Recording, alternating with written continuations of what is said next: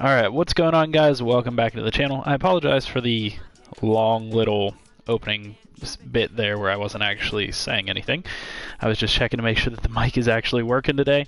Today I want to talk about the practice squad and some tips for you guys to utilize your practice squad effectively, some do's and some don'ts with the practice squad, some things that you want to look for, some types of players that you want to have on your practice squad, and essentially some things to avoid with your practice squad, because when used correctly, your practice squad can be a very valuable tool to your team, and there might be some things that you guys don't know about the practice squad and how it works in Madden 20, and so I want to discuss a couple of those things today. Now, I want to start off with actually giving you guys some examples of effective use of your practice squad. So if we go ahead and look at my team here, there are quite a few players that have actually risen up from my practice squad up to my full-time roster. Guys like Kyle Allen, Will Greer, and I can keep going through the list and I'll show you guys a couple different ones. Bryce Love, I believe, started there. Wide receiver-wise, this guy Charleston Rambo started there, and a lot of these guys are actually major contributors to my team. A guy like Charleston Rambo actually has moved up my depth chart. He's actually above these other guys, and so he's technically my fourth receiver. He comes in whenever somebody else is tired, and he's actually a very good receiver for me. And so it turns out that you can use your practice squad to develop some good players. I recommend using it for your offensive line as well, because some of these guys came from essentially my offensive line practice squad. Riley Johnson's a good example of that. They were 60 overall or so players that ended up contributing to the team once they got good enough. And I want to tell you guys how to do that and help you out in today's video. So first thing I want to talk about here is what type of players should you have on your practice squad. And obviously, to access your practice squad, if you don't know already, you're going to go to roster, and then you can go, it's a position, you can go to practice squad. It's after draft picks, before roster, and you can view all 10 roster spots. So you get 10 roster spots for your practice squad, and that's really crucial to remember. On top of that, you can also go in by going to the adjust lineup screen, and then you can go over to the practice tab, and it's going to show you all your practice squad players. And actually, I kind of have an issue here in that I don't have two players. I must have gotten players stolen, and I have a bunch of players here that have upgrades that I need to assign. So don't forget to upgrade these players. Don't forget to check this screen once in a while, because it'll show you that you actually have upgrades for these players. So definitely don't pass on your upgrades on these players. Don't let them go and hit free agency without first upgrading them, because then you might be able to get something back for them if you upgrade them first, and then you could possibly trade them away depending on what overall they are and things like that. And you can actually turn these guys into effective players.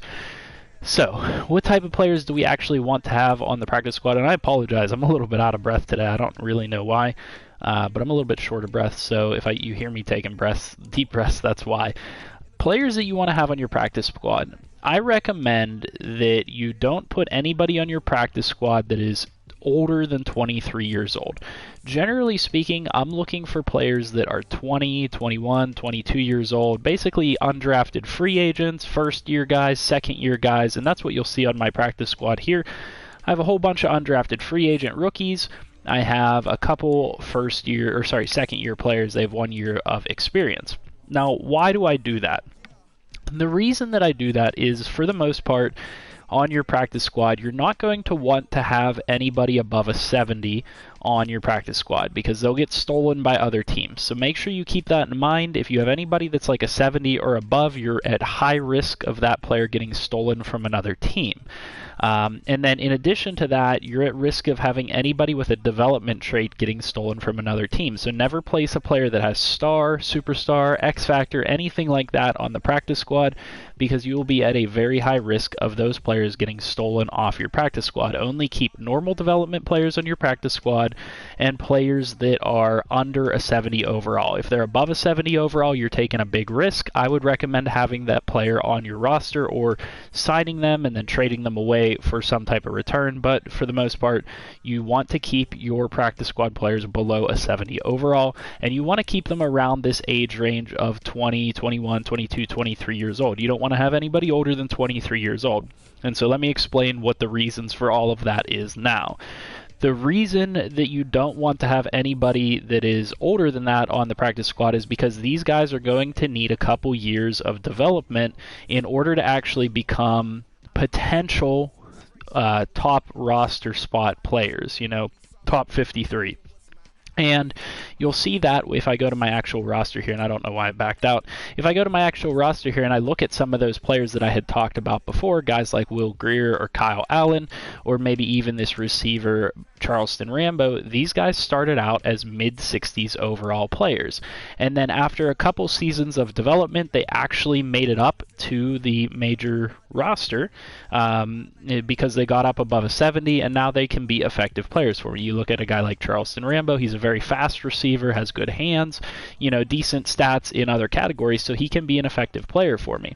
And by the time he's an effective player for me, he then also has room left in order to develop. Now, contrast that with a guy like Will Grier, who at this point is 27 years old, and he has just hit the point where he can be an effective 53-man roster player, and he doesn't have much more room to develop. He's 27 years old, so his development years are gone. And in addition to that, he takes a lot more XP in order to upgrade. So the thing that you need to keep in mind whenever you're considering your practice squad players is you have to consider the timeline of them getting to your 53-man roster. If by the time they get to your 53-man roster, you're not really going to be able to do anything with them, then what's the point in having them on your practice squad? I know that on my practice squad here, by the time these guys get to like a 70 or better overall, or get to a position where they could be a backup, they are going to still be young enough that they could develop beyond that point. So that's the major consideration that you want to take into account when you're considering who to put on your practice squad. Now, there are also some lower limits for your practice squad. You don't want to really have anybody below a 60. The first year in a franchise, that might be difficult because generally speaking, there are going to be a lot of lower overall players at that point. But later on in franchises, you don't want to have anybody below a 60. I try to stay somewhere in the 65 overall kind of range and above. Because, if you look at a guy that is maybe like a 50-something overall, even if they're 21 years old, by the time they reach 24 years old or they can't be put on your practice squad anymore, they reach a certain limit after a certain number of years, they can't be put on the practice squad any longer. They probably won't even be a 70 overall at that point. So you have to consider the range of players that you want to have on your practice squad is probably like 62, 63 overall, all the way up to 67, 68, 69 overall. And then anybody above that, you should try to find a spot on your actual 53-man roster. So those are the ideas of, what overalls, what type of age and everything that you want to have on your practice squad to avoid those players getting stolen by other teams, but also to have them be able to contribute to your team in the future. The last thing that I want to talk about is the type of player that you want to have on your practice squad. The type of player that you want to have on your practice squad are players that you know that you will use when you move forward. And so we're going to talk a lot about some of the attributes that are important to certain positions. I'll see that a lot of people put just any young player that they can find on their practice squad. So if I go to free agents and I go to practice squad eligible players, you'll probably find some good high overall players that are out there, but there are negatives to putting players like this on your practice squad. Yeah, he's a 69 overall, but he's 25 years old. Maybe he doesn't have stats in certain categories that I like his strength is only 78 for a defensive end, which I don't like.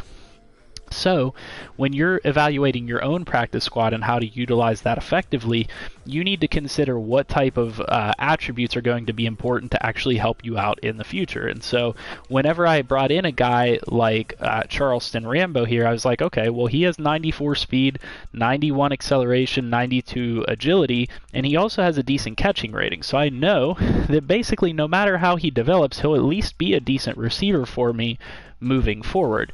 You don't want to have a receiver on your practice squad that has like 85 speed because they're never going to be effective for you. No matter how you develop them, they're just simply not going to be a good player, and so they're a waste of space on your practice squad. Likewise, I have a receiver here, Luther Ingles, that has 92 speed, 90 acceleration, pretty athletic for a wide receiver. Somebody that once he gets up into the 70s could actually vie for a starting spot or vie for a 53-man roster spot on my team. Same thing with linemen. You're going to be looking for somebody that has good strength, good physical attributes. And for the most part, that's really what you're going to be looking for whenever you're looking at all of these players to put on your practice squad. You're going to be looking for good physical attributes that you like for that position. Aside from that, these players aren't going to have very good intangible grades because of the fact that they're so low overall and because of the fact that they're so young. So avoid, putting players on your practice squad that just generally don't have good ratings. Don't put a corner on here that has 85 speed because he'll never be able to cover anybody. He'll never get any better. So those are my do's and don'ts of the practice squad. That's how you can help yourself out. Like I said, definitely utilize your practice squad because it can be really effective for you. And I could really go down my entire roster and show you that I have guys at pretty much every position that have come from my practice squad at one point or another. If you look at Deshaun Elliott was a practice squad player for the first couple seasons. Now he's up to a 74. Actually contributes really nicely. TJ Green was a practice squad player. Actually, Tremont Smith was a practice squad player his first year. Now he's up to Superstar, and I actually this week have a challenge to get him to Superstar X Factor. So, just because players are practice squad players doesn't mean that they can't come in eventually and help out for you. I can look at all these lineman positions and tell you basically every single one of these backups came off of my practice squad at one point in time or came off of another team's practice squad. My defensive line, Jachai Polite, he came off of my practice squad. I can tell you that for a fact. Davenport did. Christian came off my practice squad. Henley came off my practice squad. A lot of actual impact players here for my team have come off either my practice squad or another team's practice squad and actually have gone on to contribute to winning a couple Super Bowls in this franchise against a couple other people, against a couple other users. So don't underestimate the value of your practice squad. And then in addition to that, I kind of want to talk a little bit about the development system with the practice squad. So generally speaking, what you're going to see is that you're probably going to get a maximum of like 2, maybe 3 upgrades for your practice squad players throughout a season. And the reason being is that they do get residual upgrades from your training that you do each week. So I've been focusing a lot on my offensive linemen in this franchise. So you'll be able to see that Marrow here, for example, is getting all that residual XP for training my offensive linemen. So he does have 2 upgrades. I'll be able to upgrade him if I choose to up to a 68 here. And that's actually a really effective backup offensive lineman. I could take him and move him to a... The other thing that you might want to consider doing, because at the end of the season, all of these players automatically get signed to your roster for free. You don't have to negotiate contracts with them. I, most of the time, will wait to upgrade these players. And the reason being is that the law of exponential return does not apply to these players. They don't play, and so making them better doesn't get them more stats. You don't get any benefit in return for making them better, except for the fact that you put yourself at a higher risk of them getting stolen by other people. So what I'll do a lot of times is I'll just let these stats or these upgrades build up until the end of the season. Then I'll upgrade them. They'll be on my team for free, and then I can make a decision from there on what to do with them. Unless you have a guy that is like a 68 overall, like Marrow here, and all of a sudden he gets 2-3 upgrade points, he's up to a 70, then at that point I might take those upgrades and move him up to my starting roster immediately. So other than that, that's pretty much how the practice squad works. That's how you can utilize it to your advantage. Like I said, and like I've given examples, it can be really helpful for you. You can find some really good players that can help your team out. So don't overlook the practice squad. Make sure that you're paying attention to it and picking the right type of players for your team that you'll be able to utilize in the future, because you will need them as backups as you move forward. So hopefully that helps you guys out in some way. If it does, leave a like on the video, comment down below for what you guys would like to see next, and subscribe to the channel if you're new. I'll see you in the next one.